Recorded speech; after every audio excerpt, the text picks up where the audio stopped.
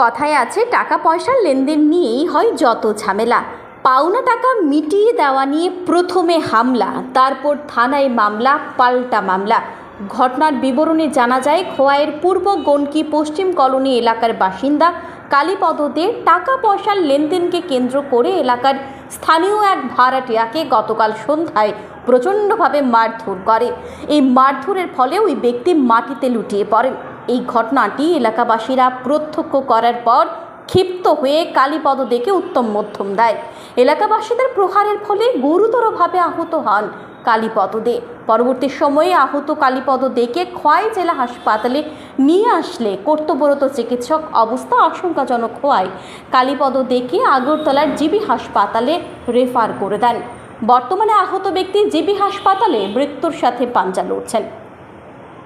তাই জন্য কাজ করতো আর কি, কাজের টেহা ভাই তো ওটা হালে সমস্যা হয়েছে। কোন জায়গাতে সমস্যা হয়েছে আমরা বিবাদী ক্লাবের সামনে। বিবাদী ক্লাব কোন নেই? তাহলে বিবাদী ক্লাবের সামনে আমরা তো জানি না।